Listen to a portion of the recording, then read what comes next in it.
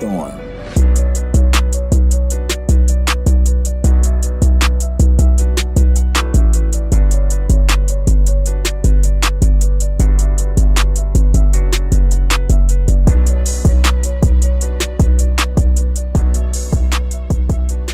And we are back with another episode of the Unsportsmanlike Podcast. I'm your host, Marcus, and today I'm here with my guy, Nick.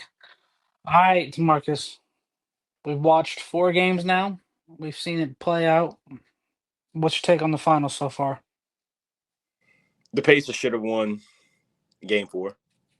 Just that simple. I mean, you had the entire lead for the majority of the game as the last couple minutes.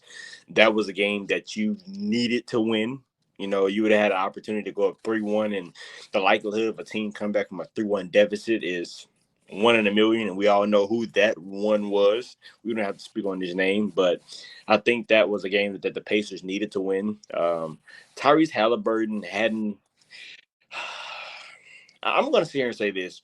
For a majority of these playoffs, Tyrese Halliburton hadn't just been phenomenal. You know, he's always there to make the big shot when you need him to make it. But as far as his all-around play, it hasn't been just, stellar.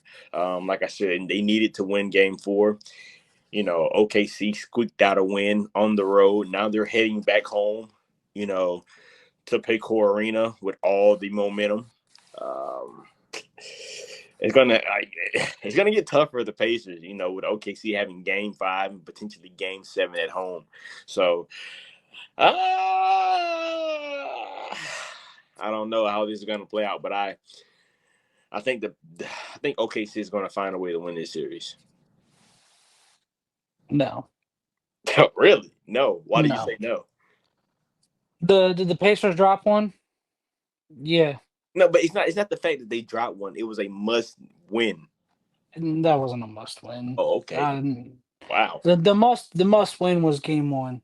You needed to prove to the Thunder that this wasn't going to be a cakewalk. And to the Pacers' credit, there hasn't been a game where they just came in and waltzed them by 30 like they have done to every single team so far in the playoffs. Mm-hmm. I We mean, haven't seen that. Game 2 wasn't primarily close though. It wasn't close, most of the game, but it got interesting I for a mean, second. if we're being honest, and I know sports isn't about what if, what if my auntie had a dick, should have been my uncle. That's my favorite line to say. But let's just say, hypothetically speaking, OKC didn't drop Game 1. Let's say they win Game 1, they win Game 2, they lose Game 3, and they win Game 4.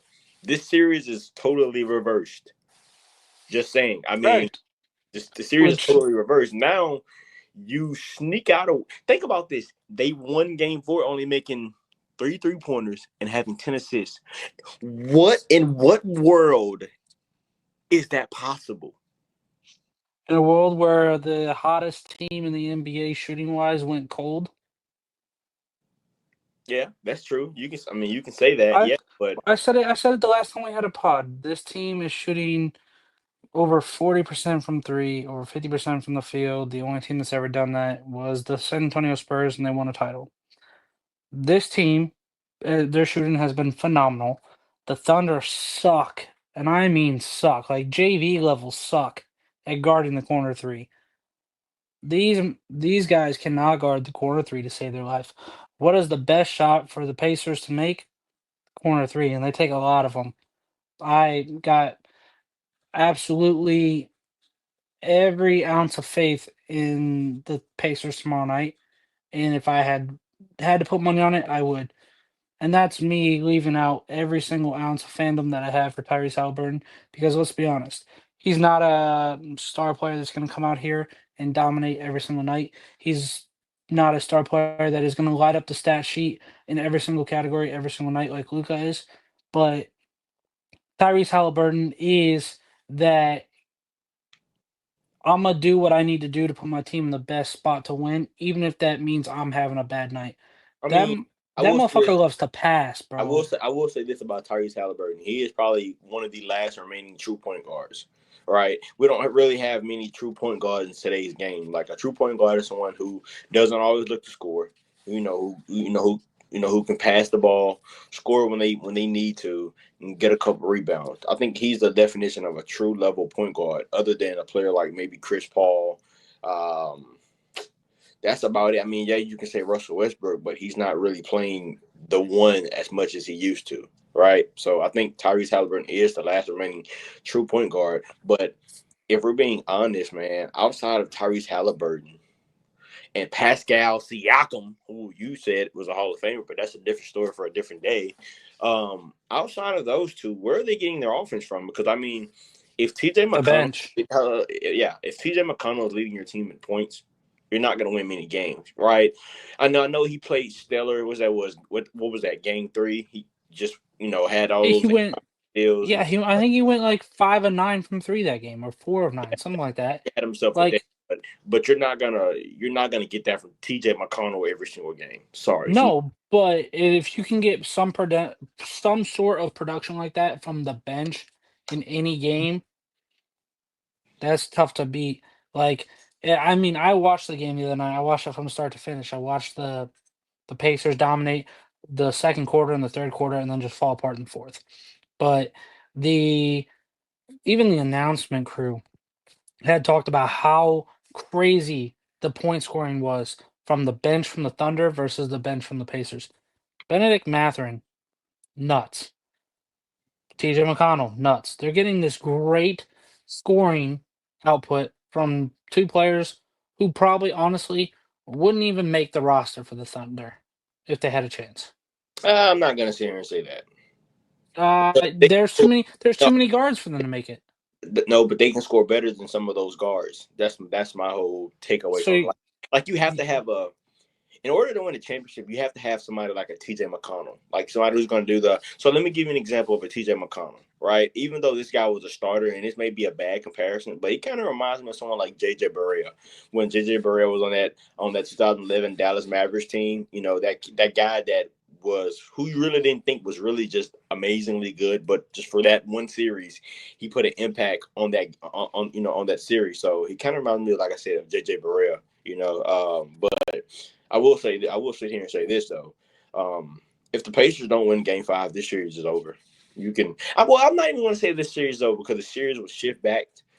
Game 6 will be back in Indiana, a um, must-win crowd.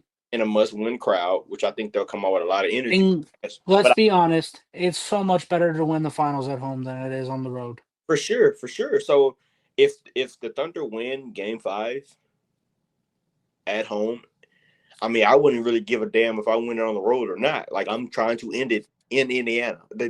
I'm not trying to come back home because you have that probability of we can lose. We've seen teams lose Game 7s at home. we've seen the Warriors do it against LeBron. Them they lost the Game 7 at home. So just because you have Game 7 at home, yes, you have a higher probability of winning the championship, but one wrong move can end that run at home. So if I'm the Thunder and I win Game 5 at home, I am trying to do everything in my power to not have to return home for a Game 7. I just don't think that the refereeing will allow that. Well, as long as Scott Foster's refereeing, man, hey, this series could end in Indiana. I would say that that was probably the best game I've ever seen Scott It wasn't Foster bad, but ref. of course, and it wasn't even that bad in the fact that, of course, when Scott Foster refereeing, everybody's gonna make up an excuse. He wasn't even that bad. I'm just being honest. I mean, I will say that the flagrant foul on Toppin was probably not a flagrant foul, it is what it is. It is what but it is. Stop crying about it's, well, yeah. My thing is it's just crazy that you called one on Obi when Obi went for the ball.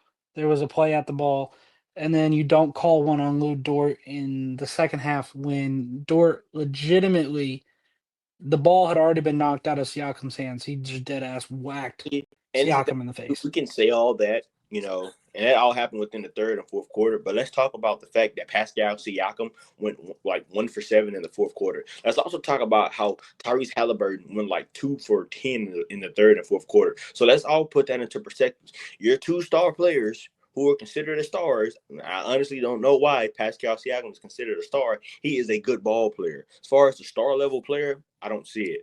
I mean, yes, he's good. As far as a star level player on Tyrese Halliburton, he is good. I don't think he's a star. I think he's a good ball player that help put his team in positions to win games. The star, I think we characterize stars a little too strong nowadays. But those considered 2-star players did not show up in the last couple minutes of the third quarter, and it showed as hell didn't show up in the fourth quarter. So when you put all that in let me finish. When you put all that in consideration, if I'm not mistaken, you had a 9-point lead going into the third quarter. You had a 9-point lead. I know 9-point leads, or yeah, you can hit a couple threes, you're back in the game. I get that, but you needed to put the Thunder's dick in the dirt in that game, but you did not do it because, like I said, your 2-star players didn't make shots. Then on top of that, was that? And then on top of that, the free throw was horrendous. But by what was his name? Was that who missed all those free throws? And we're also not going to talk about that either, right? You missing all those free throws and boom, shakalaka. Now you're giving the Thunder another opportunity to get back in the game, which they did. And guess what? The MVP, the best player in the league, woke up, shot Gil Zach Venger. Hey, give me the ball. I'm going to take over. Ball game. Simple as that.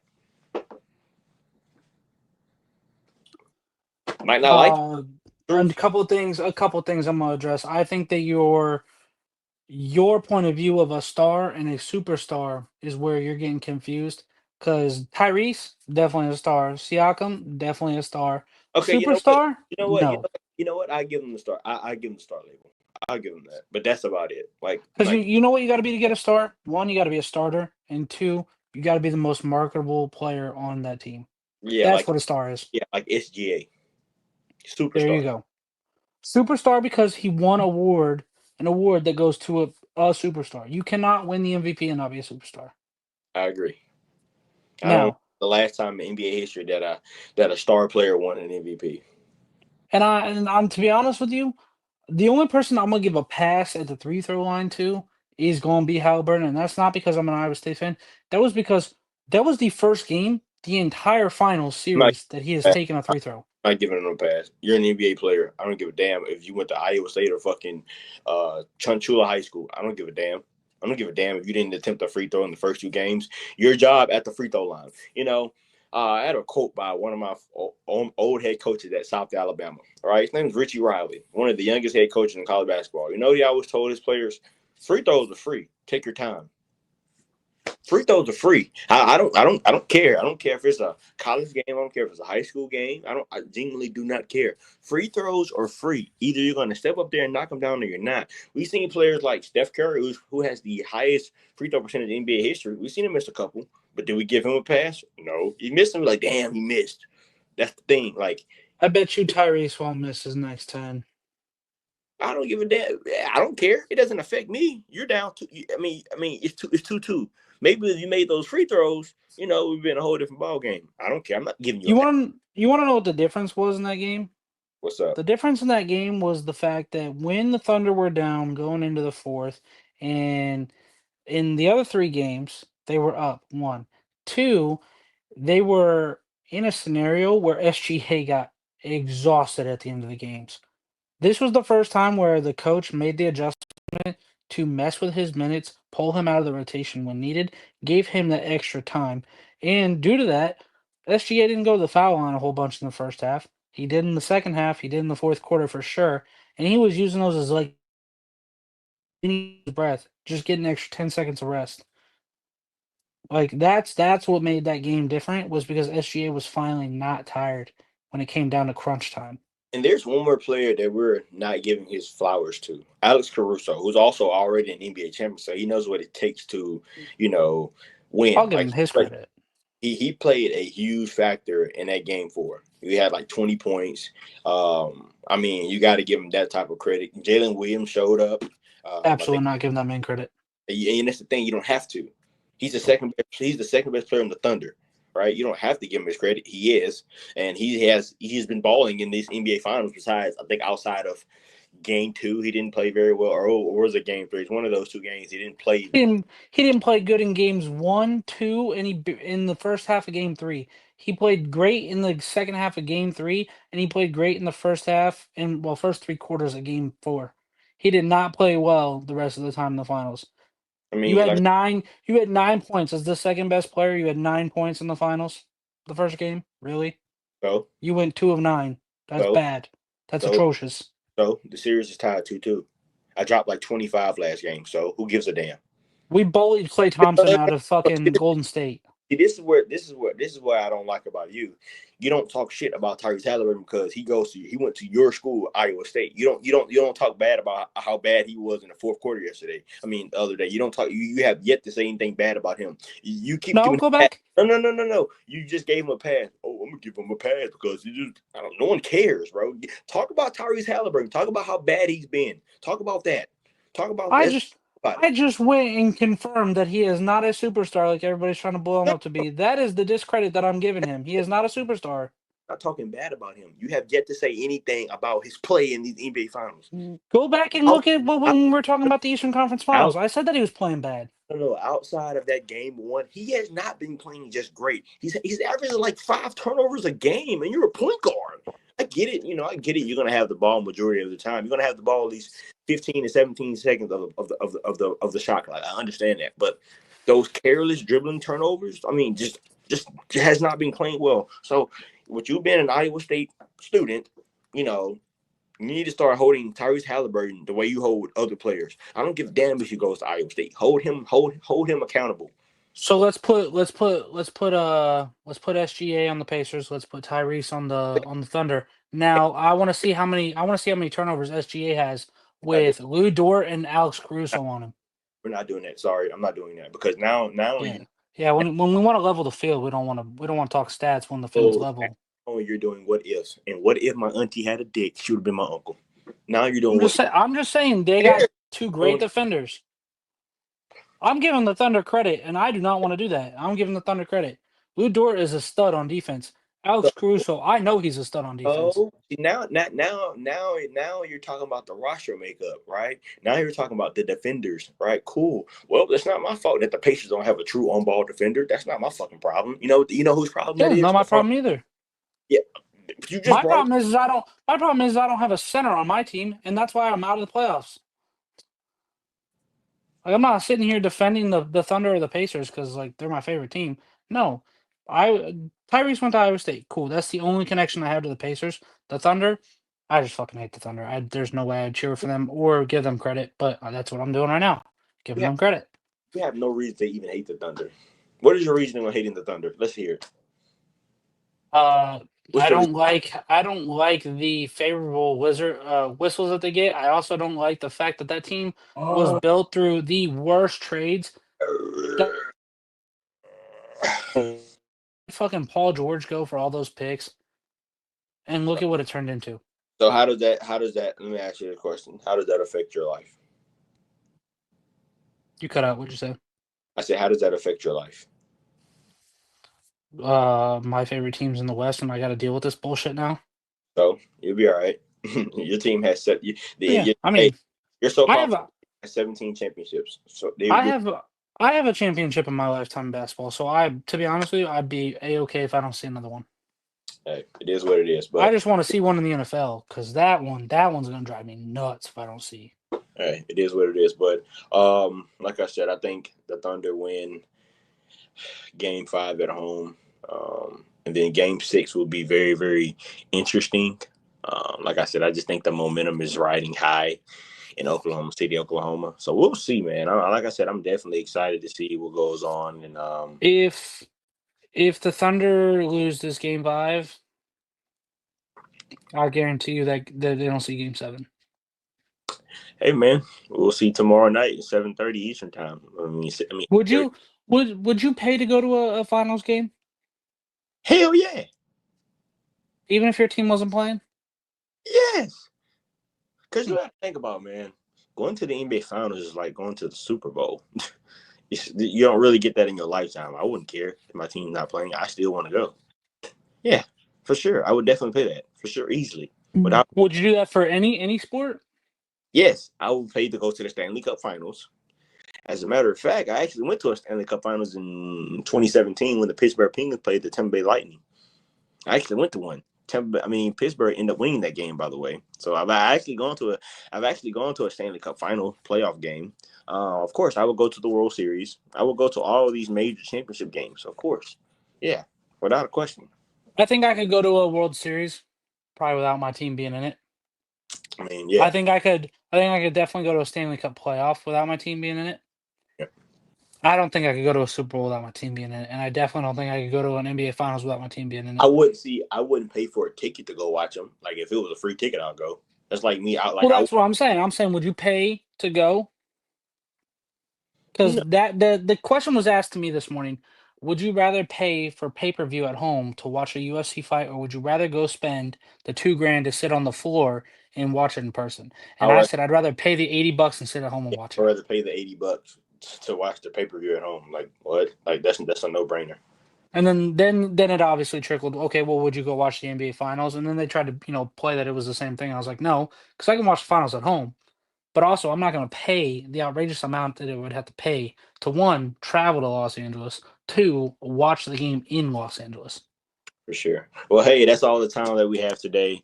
Again, I'm your host, Marcus of the Unsportsmanlike Podcast, and today I was here with my guy. Nick. Yeah, have a good one.